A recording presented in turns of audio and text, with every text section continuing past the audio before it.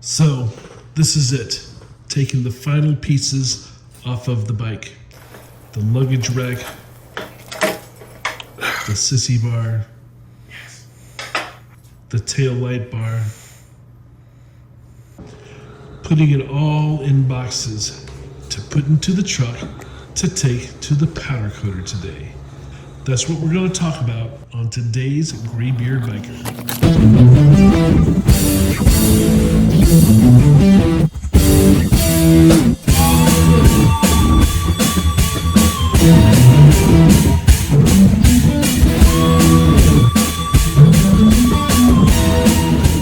So today we took everything to the powder coater, and within 45 minutes he calls me to come back. So that's where we're going now.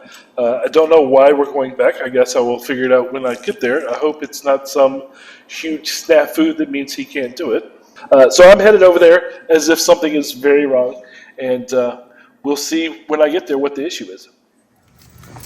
All right, so the powder coater calls me once he's separated all of the different parts that I gave to him out from their box and laid them all out on the floor where he could see them. Part of his quoting process, he has to see everything, right? I brought it to him in 3 large tubs. So he put it out all on the floor, and then he was starting to think about it, and he wanted to talk to me. So as opposed to doing it while I was, he called me back to come back. So that's what I did, is I went back, and that's the sort of things that we discussed.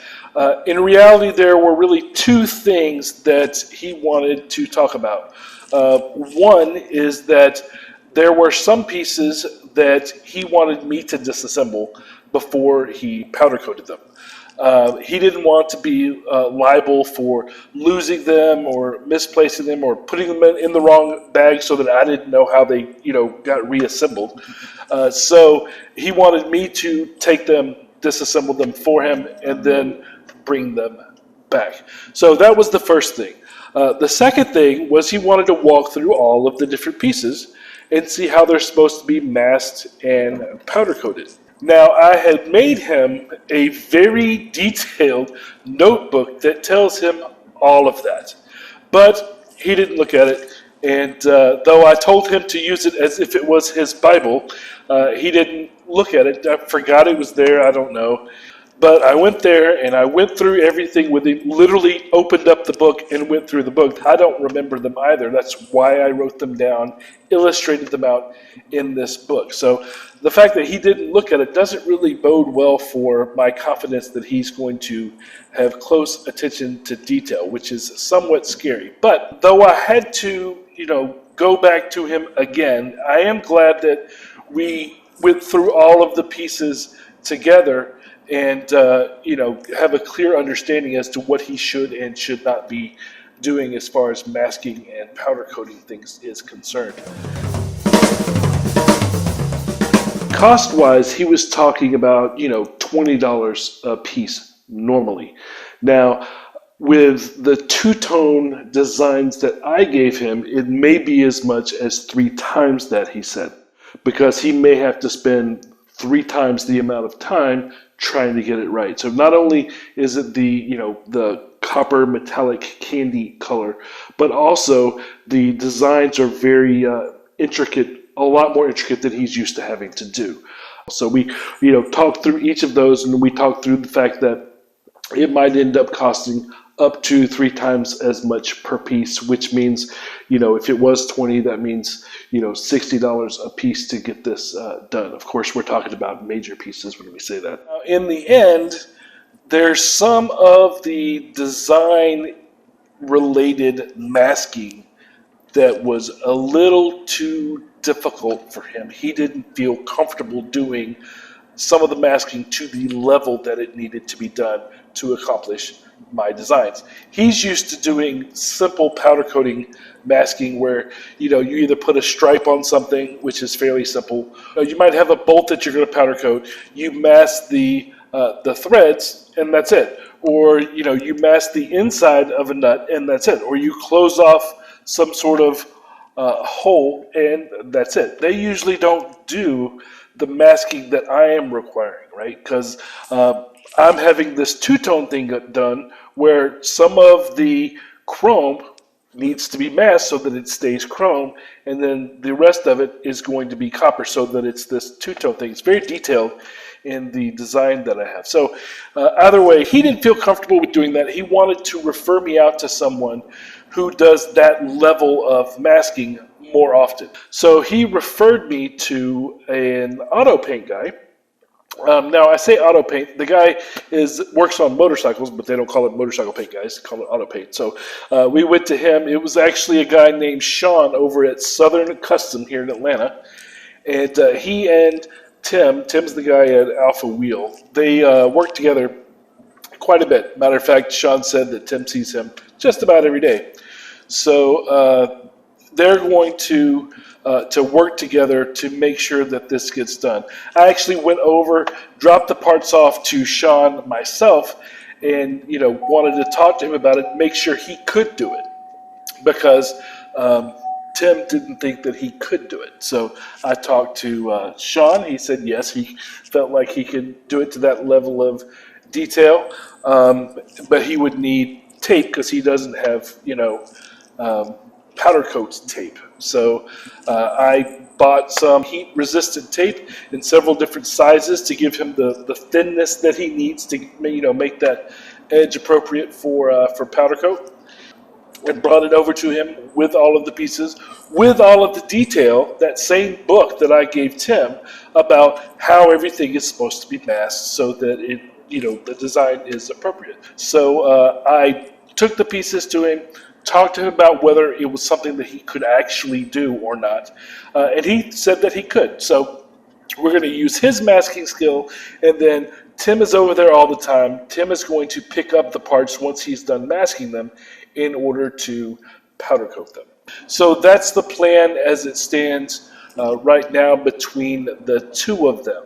I had to take all of the pieces that were going to be masked with fine detail over to Southern Customs, and then I had to take the pieces that the powder coater wanted me to disassemble for him.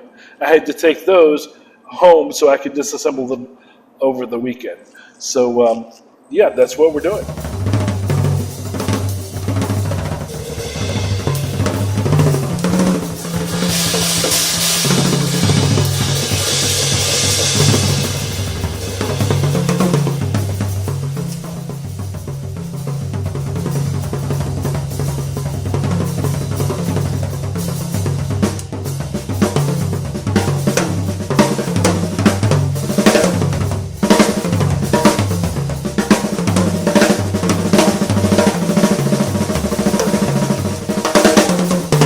So I started on some of the easier pieces, of course, Friday night. All right, so I'm sitting here, and I've got to take off these pieces here to separate them so they can be powder coated. And what I'm going to use here is a 3mm Allen wrench.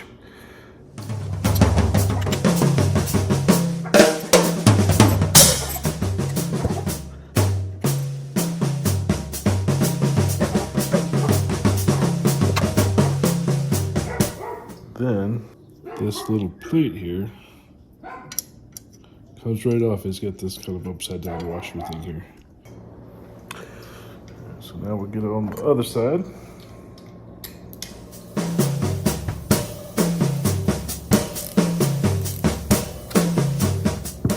Just as simple as that.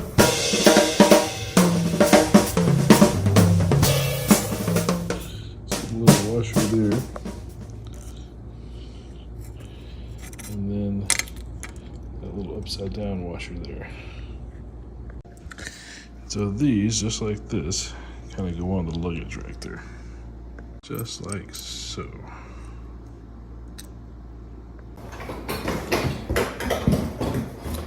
And we've got on the sissy bar here, you got the same thing.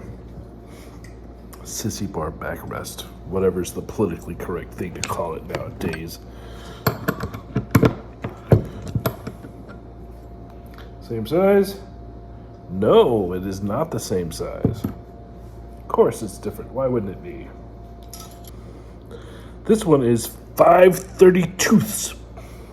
So 5/32 is the size for this one.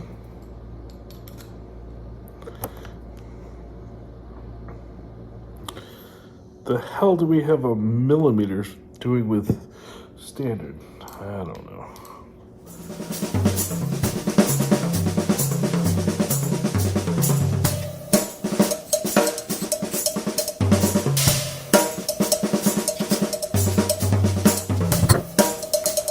So the Sissy bar here has the bigger 5mm dealies here.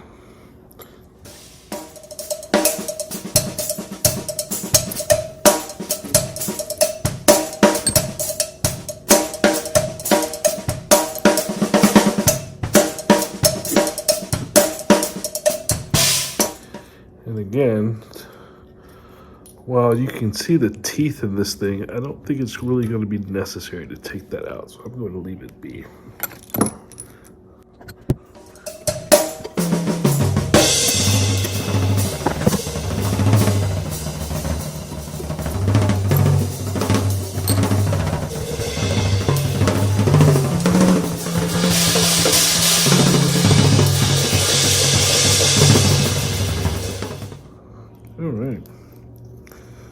Disassemble Johnny 5. Disassemble Johnny 5. Luggage rack and backrest. Disassembled for powdercoater. Yay. These are metal, so he could have just kept these on there, but we want these to stay black, so that's why we're taking them off. And so then all of these pieces, because I'm taking so many different pieces off, they all go into their own labeled baggie. So that way, weeks from now when I go to put this together, it's not difficult to put it back. I'll know exactly what goes where and can reach it all at the same time. With a project as big as this, organization is key, I think. So the other thing that I didn't mention when I was talking about this earlier, one of the reasons why there's so many different pieces and why I bought new pieces and that sort of thing is because we also have the Willie theme going on the bike. So a lot of the pieces that I bought were Willie themed that we're getting powder coated now, and then of course we'll take the original non-Willie items off. So there's a whole Willie theme going on along with the copper theme as well. Next piece, this puppy. He wants me to take these off. So to do that, I'm going to use, this is 14mm, and it should fit.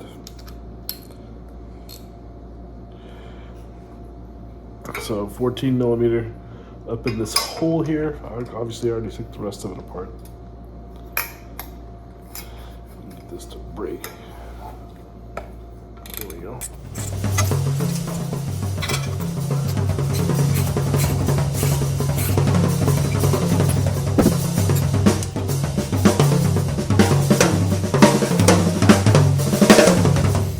I don't have the best setup for this as far as cameras and stuff go, but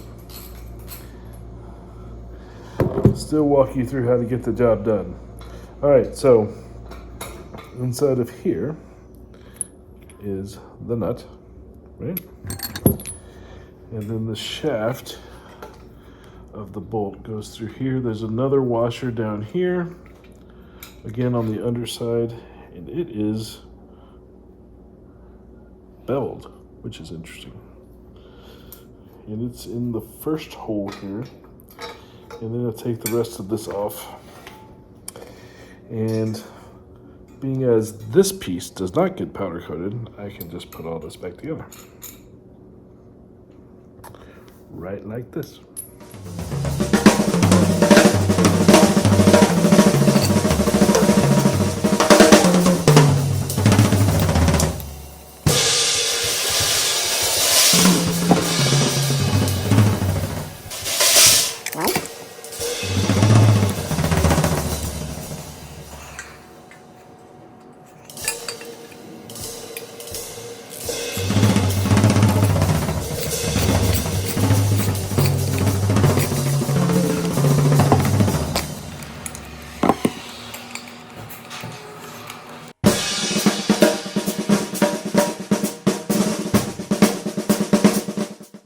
All right, next we're going to take the ends off of the taillight bar here, and it is 5/32ths again. It's an Allen wrench 5/32ths.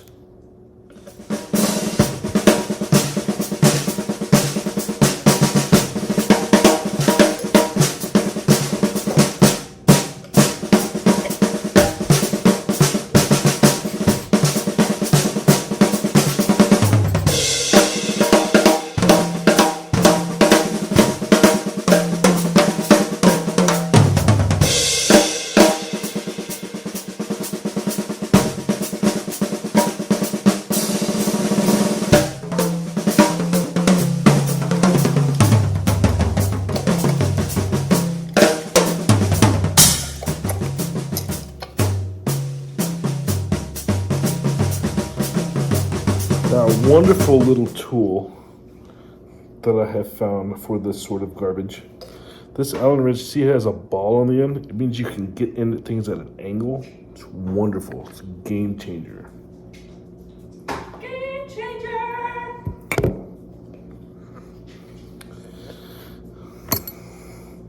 See, because the way that this is made, getting in there straight, particularly for that one, not gonna happen.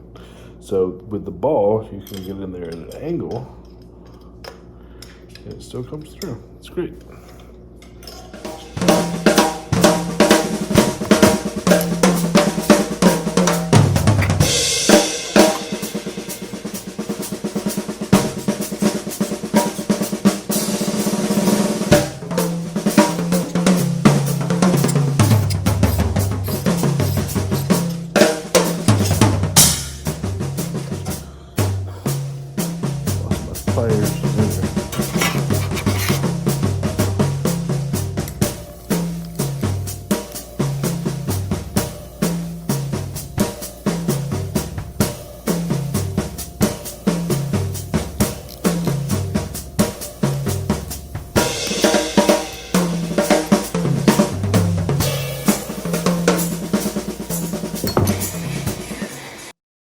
Don't use the 5/32.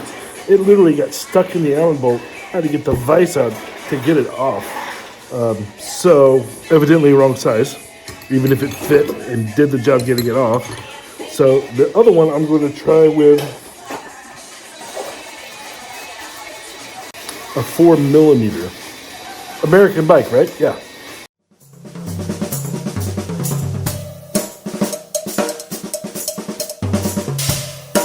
Works fine.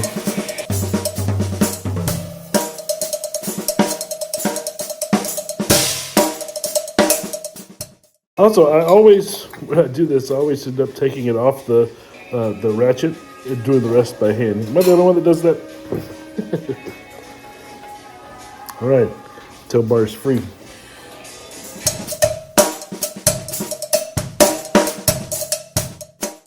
But now I have to take these apart with all their innards, whatever their innards are.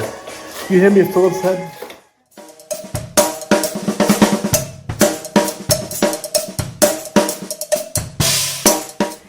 All right, into the little baggie. All right, I'm sitting in my kitchen, and now I'm going to use Biker Barbie's toolkit.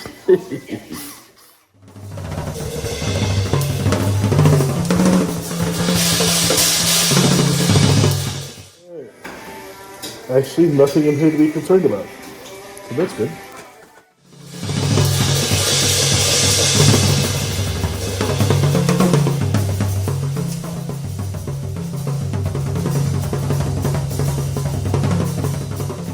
This one does have a bolt.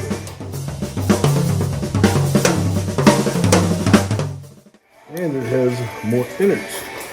Alright, so I took the bulb out, and now I'm just going to take this, which I cut the wires, and push it through here. So make sure it goes back the same way. Alright. So another good thing that I've done, these are pill bottles. You can put stuff in there and reuse your pill bottles and not have to find a little baggie.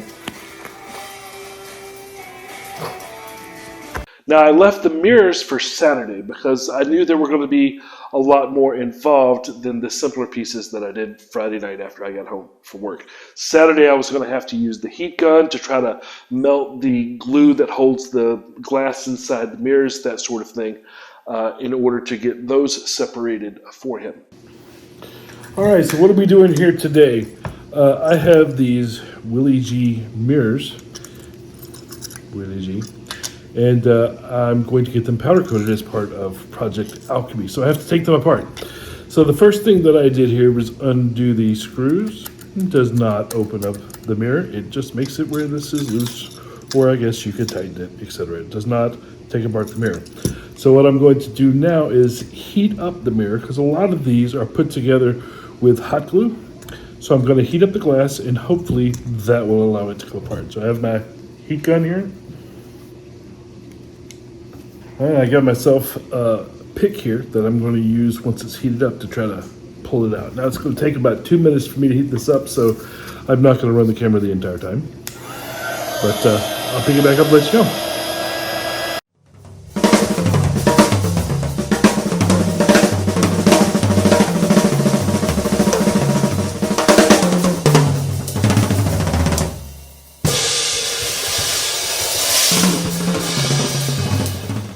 All right, looks like it's hot enough to remove this gasket here. So let's do that.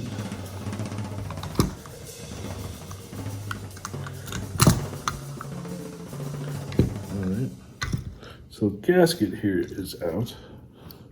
So I checked with the glass companies to make sure the mirror glass could be replaced if it broke, and it did. But we were prepared for that. So while I would have liked to have kept the mirror glass unbroken, it did not happen that way. So we will have to get new glass to put into the mirrors. Now, when you look inside these mirrors, you'll see there's all these points that have the glue in there, and some of it just did not want to let go. And of course, as you're heating it up, the whole thing's getting hot. So in the end, very difficult to pry that glass up away from so much glue.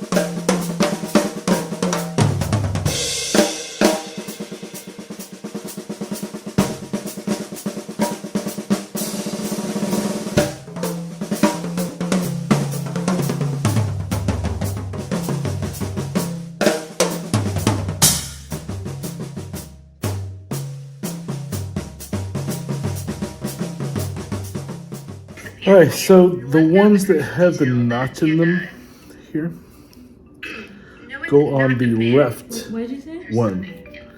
This one is smooth.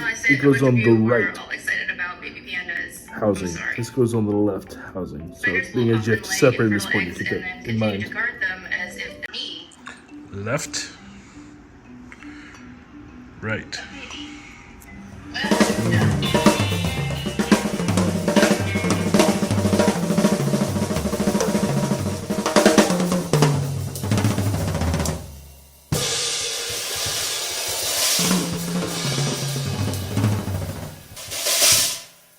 All right, so this is a Torque 25. Torque 25 that goes in here.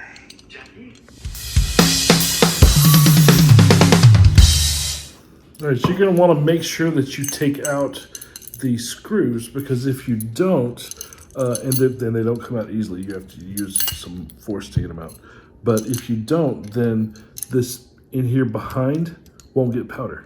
So it won't be, clear or so it won't be even, because behind the screw here won't get powder. So it's important to take them out.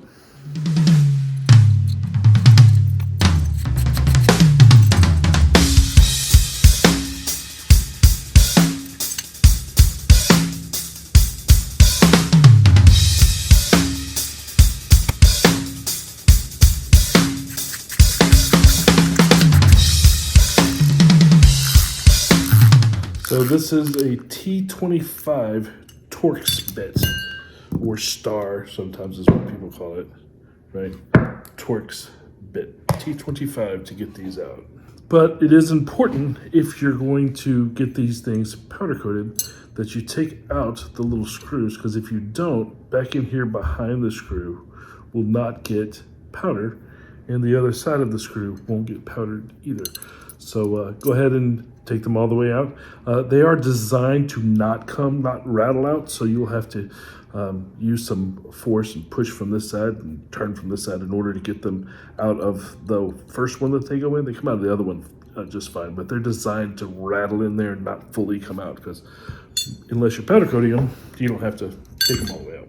So on Sunday, I just finished up the little project by taking the pieces off the luggage rack and off of the Sissy bar.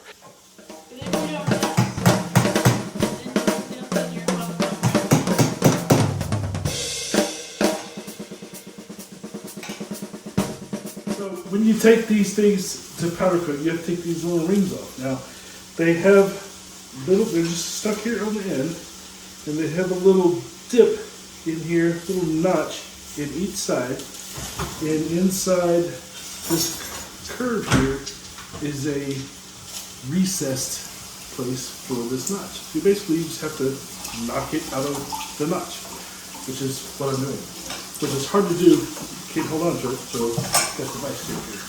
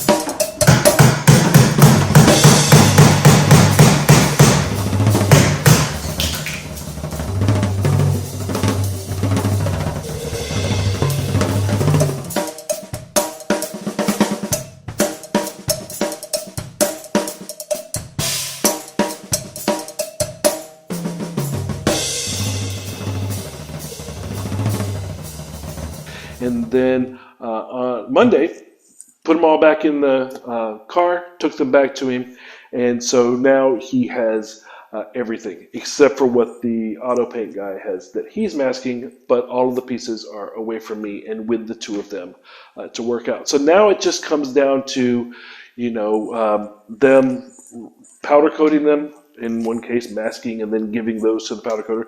Now there was one piece, the grips for the bike, which are Willie grips, and you see they're gone.